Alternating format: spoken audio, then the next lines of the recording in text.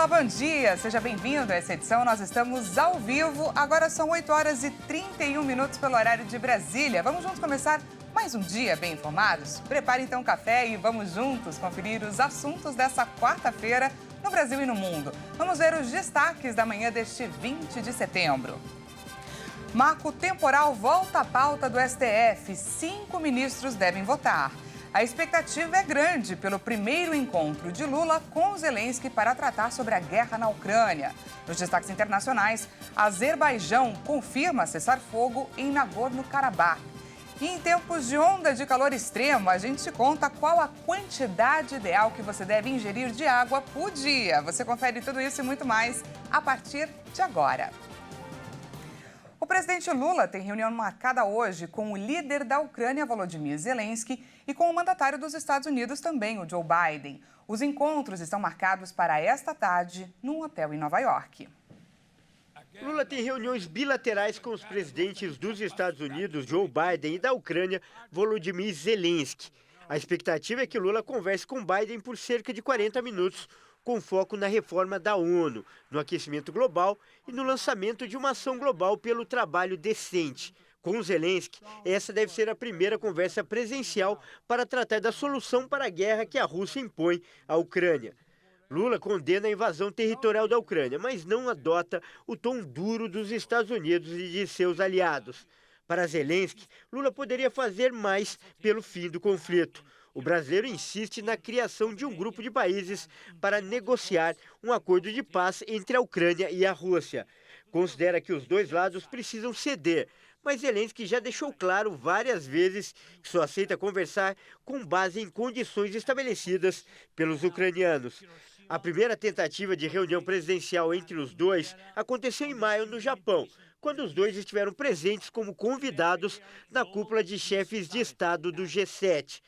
Na época, o governo brasileiro demorou para responder aos ucranianos e, quando tentou confirmar, Zelensky alegou que já não tinha disponibilidade em sua agenda. Antes, em março, os dois chegaram a conversar, mas por videoconferência.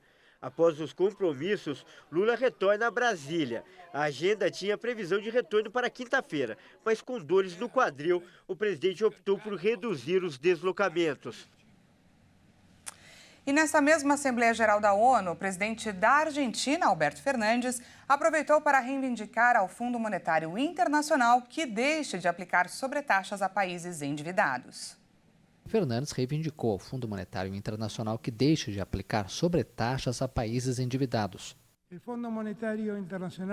Fundo Monetário Internacional não pode aumentar as suas taxas de juros sempre que o Banco Central americano aumenta suas taxas para conter a inflação do seu país. Não pode, mas o faz. E nesse contexto, é vergonhoso que ainda hoje apliquem sobretaxas para muitos países que já estão sobrecarregados pelo peso insuportável da sua dívida externa. Há muitos países a los que já se les vuelve insoportável carregar a mochila da deuda externa. A Argentina pegou um empréstimo do FMI em 2018 durante o governo do liberal Maurício Macri, de 57 bilhões de dólares. Quando Fernandes assumiu seu mandato, renunciou às parcelas pendentes e renegociou em 2021 os 44 bilhões recebidos. Segundo cálculos de Buenos Aires, a taxa básica de 4,033% que o FMI aplica sobe para 8,033% no caso argentino por diversas penalidades e sobretaxas financeiras. E ainda no destaque internacional, as autoridades do Azerbaijão confirmaram um acordo de cessar-fogo a partir desta quarta-feira na região separatista de Nagorno-Karabakh. E amanhã, quinta-feira, devem começar as primeiras negociações sobre a reintegração do território em disputa. O Ministério Azerbaijano da Defesa anunciou, após uma declaração similar dos separatistas, que as forças de Nagorno-Karabakh entregariam as armas e um cessar-fogo entraria em vigor às 9 da manhã no horário local. A presidência confirmou que as negociações vão começar na quinta-feira, depois que as forças do país iniciaram uma operação militar para recuperar a região, que estava sob controle armênio há mais de 30 anos. O comunicado diz ainda que todas as forças armadas armênias seriam retiradas do território. A Armênia disse que não tem tropas posicionadas na região separatista. Os rivais históricos estão envolvidos há décadas em uma disputa pelo território montanhoso dentro do Azerbaijão, que é habitado principalmente por armênios étnicos e policiado por separatistas e por forças de manutenção da paz russas.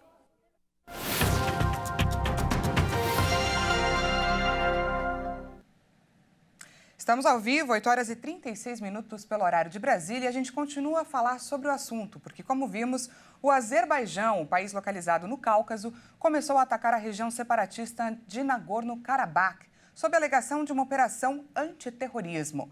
A região, onde vivem mais de 120 mil pessoas de origem armênia, é palco de disputas territoriais entre Armênia e Azerbaijão desde a década de 80. E o embaixador da Armênia condenou os ataques e chegou a chamar a agressão em grande escala de limpeza étnica. Afirmação essa que encontra respaldo, inclusive, no Tribunal de Haia, que é o Tribunal Internacional de Crimes de Guerra.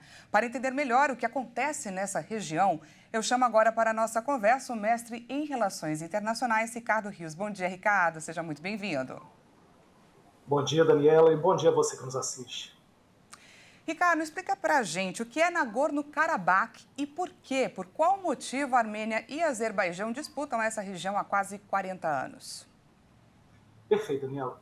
Nagorno-Karabakh é uma região montanhosa que fica no território do Azerbaijão. Historicamente, sempre foi uma região com autonomia administrativa. Ou seja, tinha seu próprio governo, seu próprio exército, tinha uma vida separada do Azerbaijão, desde a União Soviética. Por que a Armênia e a Azerbaijão brigam por essa região há muito tempo? Porque é uma região que, historicamente, é muito importante para os dois países, né? Há toda uma criação de cultura da Armênia dentro de Nagorno-Karabakh e do Azerbaijão também. Atualmente, a maior parte da população de Nagorno-Karabakh é armênia, é de origem armênia. Então, durante a dissolução da União Soviética, os dois países duelaram por esse território e, na década de 90, ele se autodeclarou independente. Então, hoje, o Nagorno-Karabakh tem uma presidência, tem um governo, primeiro-ministro, instituições de Estado que funcionam muito bem. Ricardo, existe alguma chance de o Azerbaijão estar, de fato, promovendo uma limpeza étnica, como acusa o ex-procurador do Tribunal de Haia, Luiz Moreno, e o embaixador da Armênia? E por qual outro motivo atacar, então, o seu próprio território? Excelente pergunta, Daniela. Primeiro, não só há uma limpeza étnica, como também, nos últimos meses, houve uma forte tentativa de genocídio.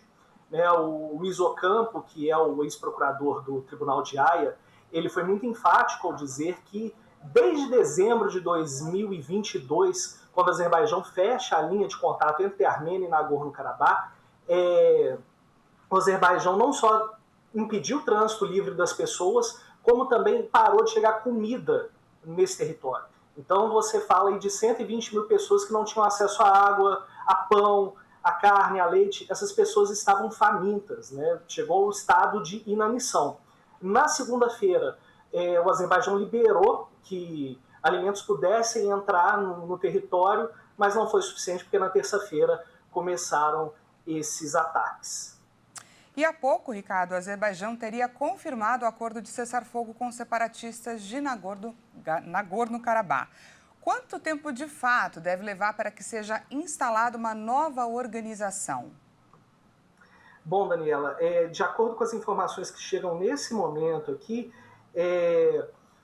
a partir de amanhã terá uma reunião, né, entre os separatistas e o governo do Azerbaijão para a reinserção dessa população no Azerbaijão. Porém, as imagens que chegam são aterrorizantes porque as pessoas estão fugindo. Elas estão fugindo desse território e voltando para a Armênia. Então você tem um fluxo grande de pessoas, o que de fato confirma aí essa tentativa de limpeza étnica, né? Tanto que isso explica o motivo do Azerbaijão atacar o território, seu próprio território. Eles querem tirar a população armênia e colocar a população turca, azeri, nesse território. Em relação a essa mudança hoje que vem acontecendo, uma coisa que tem que ser reforçada historicamente, é uma região muito difícil de se atingir a paz. O governo de Nagorno-Karabakh aceitou parte das das exigências do Azerbaijão, como, por exemplo, o fim do exército, a retirada de tropas armênias, isso tudo vem acontecendo nesses últimos minutos. Mas, de fato, falar que vai haver paz é muito difícil. A gente vai ter que esperar amanhã, os próximos dias, para poder entender o que vem acontecendo. Tá certo, a gente acaba de ter uma aula com o Ricardo Rios, uma aula de geopolítica, que é mestre em relações internacionais. Muito obrigada, Ricardo, mais uma vez pela sua participação. Eu que agradeço, Daniela. Bom dia a você e a quem nos assiste. Até mais. E veja a seguir, marco temporal volta à pauta do STF, 5 ministros devem votar. E ainda, você sabe a quantidade de água que você deve tomar por dia? Então já já a gente te conta, não perca!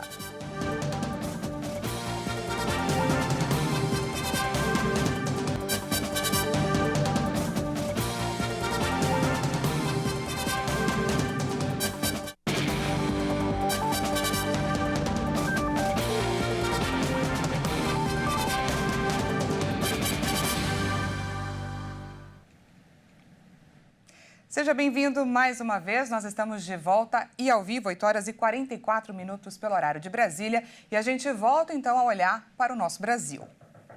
O Copom deve baixar hoje o juro básico da economia para o menor nível em 16 meses. Se confirmado, esse vai ser o segundo corte seguido da taxa Selic. A estimativa dos economistas das instituições financeiras é que o Comitê de Política Monetária do Banco Central deve reduzir a taxa básica de juros da economia de 13,25% para 12,75% ao ano. A decisão vai ser anunciada no início desta noite. Se confirmado, esse será o segundo corte seguido na taxa Selic, que começou a recuar em agosto deste ano.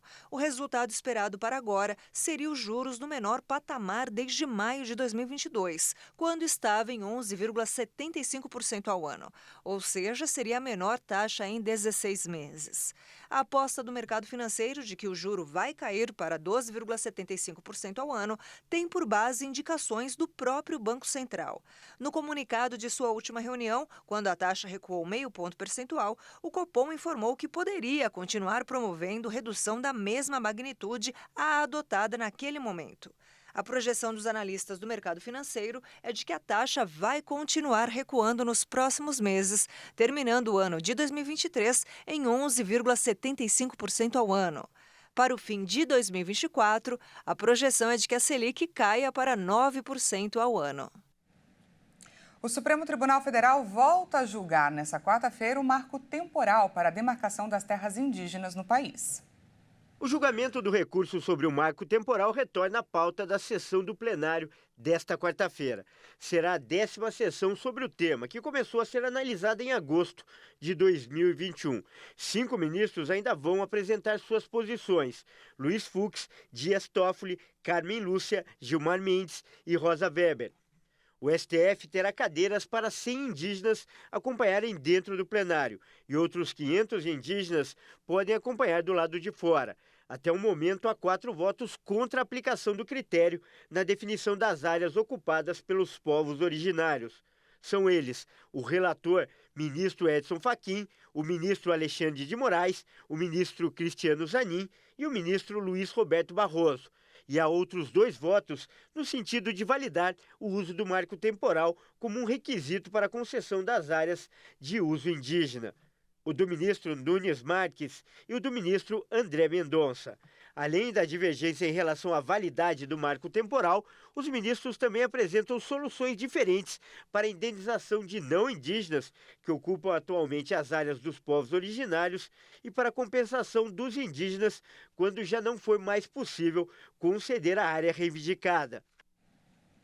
O ministro da Educação, Camilo Santana, informou que o governo vai enviar o projeto de lei ao Congresso Nacional até o fim do mês para criar uma bolsa para estudantes do ensino médio. Além disso, disse que o PL que muda o novo ensino médio está pronto para ser enviado ao presidente Lula.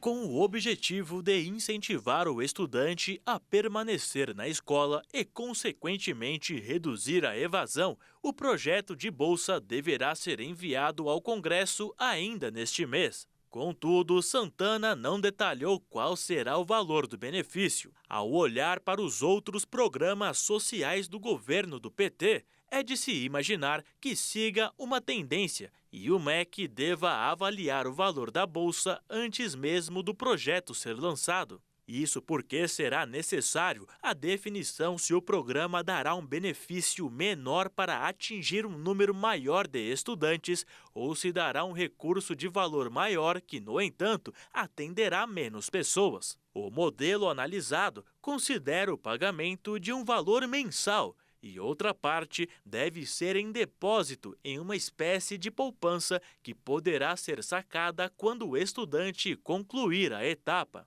Ainda sobre a educação nacional, o ministro confirmou que está pronto o projeto de lei que desfaz parte da reforma do ensino médio e disse esperar que as mudanças sejam aprovadas pelo Congresso ainda este ano, para que as escolas possam fazer ajustes na etapa ainda em 2024. Entre as alterações, existe a retomada da carga horária das matérias de formação básica, como português e matemática, para 2.400 horas. Na reforma, elas haviam sido reduzidas a 1.800. Outro ponto que também será mudado é o Enem. De acordo com o ministro, não tem previsão de mudanças, mas será discutido junto ao novo Plano Nacional de Educação. O Exame Nacional, no entanto, só terá alterações em 2025. Para finalizar, Camilo Santana disse ainda que as mudanças no ensino médio vão alterar a formulação dos itinerários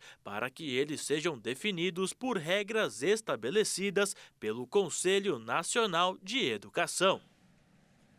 O Ministério Público de Contas pediu ao Tribunal de Contas da União que acompanhe as investigações de magistrados que tenham participação no 8 de janeiro. A repórter Jaqueline Fonseca traz para a gente mais detalhes.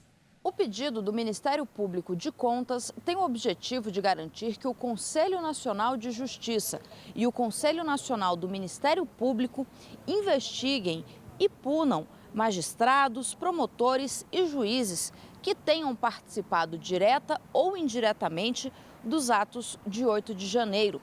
Tanto o CNJ quanto o CNMP apuram as condutas de servidores do Judiciário e já identificaram transferências bancárias realizadas por magistrados para manifestantes às vésperas das invasões. O procurador do Ministério Público de Contas, Lucas Furtado, afirma no documento enviado ao TCU que não se pode exigir dos servidores públicos o mero cumprimento da lei. Não basta ser honesto. É preciso parecer honesto e preocupado com a coisa pública. O Tribunal de Contas da União recebeu o pedido na noite de segunda-feira. A análise preliminar para verificar se um processo será aberto ou não ainda não foi iniciada. E olha só, o Instituto Brasileiro de Geografia e Estatística está fazendo um alerta sobre um novo golpe que algumas pessoas estão tentando dar, aparecendo na casa das pessoas como se fossem do IBGE, dizendo que o censo está incompleto e pedindo mais informações. As primeiras denúncias apareceram na cidade do Rio de Janeiro. O repórter Anderson Nascimento conta melhor essa história pra gente.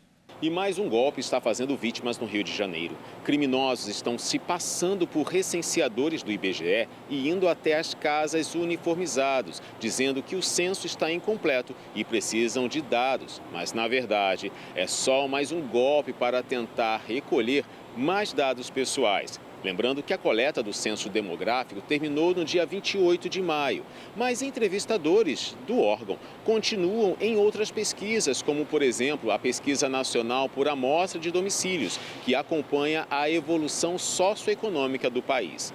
Para se prevenir desse golpe, é importante checar se o entrevistador está portando o dispositivo móvel de coleta, o DMC, já que nenhuma entrevista é feita no papel, e verificar a identidade do suposto profissional através dos canais de atendimento. O IBGE ainda afirma que não recebeu formalmente nenhuma notificação sobre os possíveis golpes que estão acontecendo no estado. Mas, em caso de qualquer dúvida, é importante entrar em contato com a instituição através do telefone 0800 721 8181. A temperatura subiu em todo o país. A previsão é que alguns municípios enfrentem calor extremo nesses próximos dias. E em períodos de baixa umidade, a hidratação é um dos principais cuidados com a saúde. E é bom saber a quantidade necessária para cada pessoa. Quem ensina pra gente como calcular, a repórter Maria Clara Leite. Quando a questão refere-se à quantidade de água a ser ingerida por dia, muitos têm a mesma opinião. Uns 2 litros de água? 2,5. Uns 2 litros. As principais recomendações realmente apontam para essa média de 2 litros diários. Mas estudos sugerem que esse número não é ideal para todos. Na verdade, já tem até uma fórmula que revela a dose certa para cada um. Cada um é diferente de outra pessoa. Então, as necessidades, elas podem mudar. O peso, quanto maior o peso, quanto mais peso uma pessoa tiver, maior a necessidade de líquido também. Por isso que a calculadora ela pode ser um norte ali para nos ajudar. Essa conta matemática considera que são necessários 35 mililitros de água para cada quilo do peso corporal da pessoa. Assim, se ela pesa 60 quilos, por exemplo, multiplica-se 60 por 35. E o resultado será de um pouco mais de 2 litros de água por dia. Mas a especialista diz que outros líquidos também podem ser incluídos nessa conta. As bebidas líquidas vão nos ajudar muito. Quando a gente fala em água de coco, eu já consigo ali ter mais minerais para o dia a dia. O suco, ele é um bom veículo também, uma boa forma de hidratar. Só que tem que ter cuidado, principalmente quem tem pré-diabetes e diabetes. E de volta à quantidade, a médica lembra que esse número ainda depende de outros fatores, como o suor. Quando a gente faz qualquer atividade física e aquelas pessoas que transpiram mais, eu preciso repor de 300 a 500 ml por hora de líquido. Então, se você transpira mais, você também tem que se hidratar, para eu conseguir manter o meu equilíbrio. E quando o calor aumenta, também cresce a necessidade de tomar água. Os termômetros marcam 29 graus na capital paulista e registram temperaturas ainda mais elevadas em várias cidades brasileiras neste exato momento. Com esse calorão, somente o consumo adequado de água para evitar a desidratação. Um problema que pode causar secura nos olhos e na boca, cansaço, tontura e até desmaios. A água, ela é o fluido mais importante dentro do nosso corpo. E se eu não consigo repor esse líquido, o meu organismo ele vai pensar o quê? Poxa, se está puxando essa água, eu não vou conseguir manter os níveis de sódio, de potássio, de cálcio, que são minerais que a gente tem também no organismo. Por isso, quem se hidrata regularmente desintoxica o organismo como um todo, regula a temperatura do corpo, tem pele hidratada, lubrifica as articulações e melhora o funcionamento do intestino e dos rins. Quer motivo melhor para começar a se hidratar corretamente? Para quem não tem o hábito, segue a recomendação. Sempre mantenha por perto uma garrafa d'água com a quantidade necessária ao seu organismo ou várias garrafas que somem a sua dose certa. Assim fica mais fácil saber exatamente quanto já tomou e quanto ainda precisa tomar. E utilize alarmes ou aplicativos de celular para lembrar de tomar sempre, de gole em gole, o dia inteiro. Nós precisamos de líquido para manter o nosso equilíbrio. Então, água é o melhor remédio. E eu reforço o alerta, não deixe de beber água para sobreviver aí a esse calorão. A minha garrafa d'água é a minha fiel escudeira. Tem a sua também, sempre a postos. Essa edição fica por aqui. Muito obrigada pela sua companhia às 10 horas. Eu volto com mais informações para você. Até já!